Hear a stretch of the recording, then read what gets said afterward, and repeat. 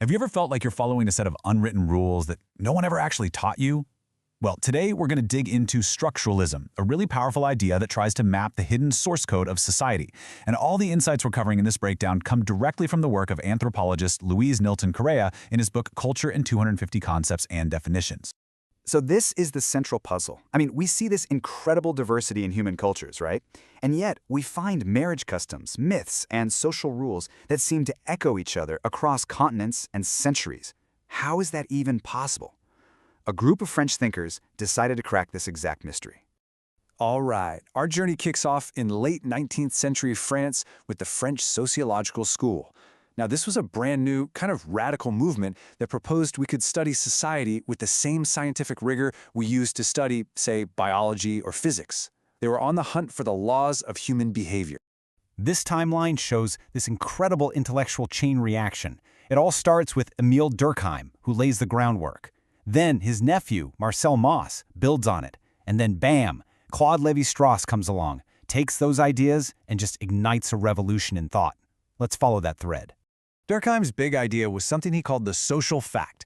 Basically, he argued that if you want to understand why people do what they do, you don't look inside their individual minds. No, you look at the powerful forces outside of them, a society's laws, its morals, its customs, that shape us from the outside in.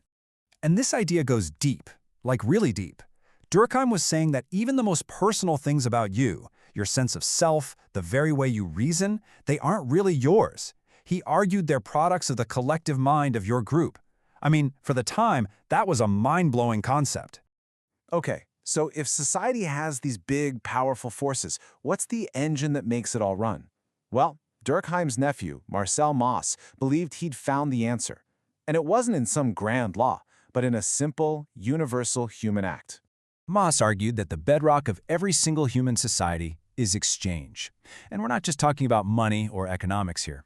We're talking about a constant flow of giving and receiving everything, from gifts and hospitality to spouses and symbols. That's the stuff that binds us together. This whole system of the gift creates this powerful web of obligations, right? If I give you something, there's this unspoken expectation that you'll give something back down the line. This constant cycle of giving, receiving, and repaying is what creates and sustains social bonds. It's the invisible glue holding society together. And that brings us to the main event, Claude Lévi-Strauss. He took Durkheim's social facts and Mauss's principle of exchange, mashed them together, and made this incredible intellectual leap, hunting for humanity's true source code. See, Lévi-Strauss wasn't just interested in the act of exchange itself. He wanted to know why we exchange things in the specific ways we do. He believed there was this hidden unconscious mental structure, kind of like a universal grammar in the human brain that generates all these social patterns. And that was his mission. Think about it. Just like a linguist can find the hidden rules of grammar by just listening to people talk, Lévi-Strauss believed an anthropologist could find the hidden rules of culture by observing rituals, kinship systems, and myths.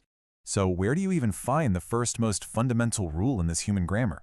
Well, Lévi-Strauss pinpointed it at the exact moment humanity split off from the animal kingdom, the very birth of culture.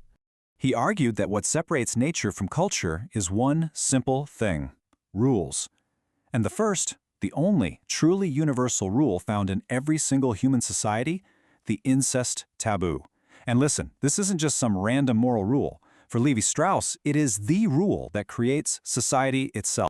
And here's the genius part. The rule against incest forces families to exchange their members with other families through marriage.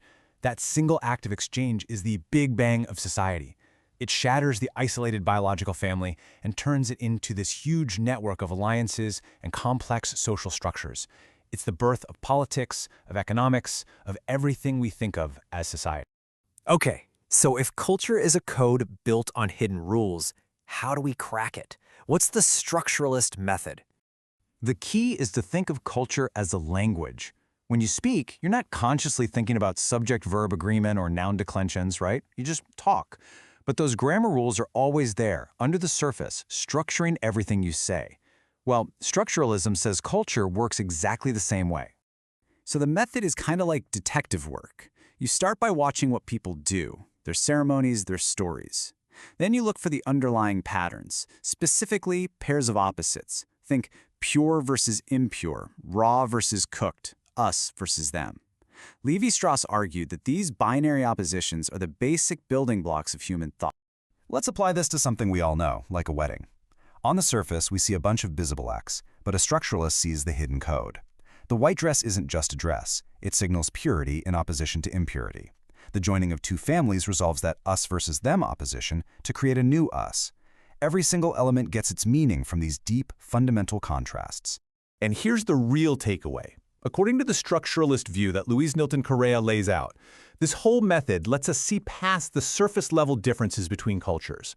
When you look for the deep structures, you can find a common human logic, a shared mental blueprint that connects all of us, everywhere. So, what does this all mean for you?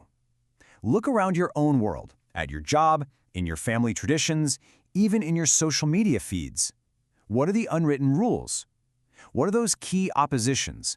Us/them, pure/impure, order/chaos that give things meaning. Once you start looking for the structure, you might be shocked to find it's absolutely everywhere.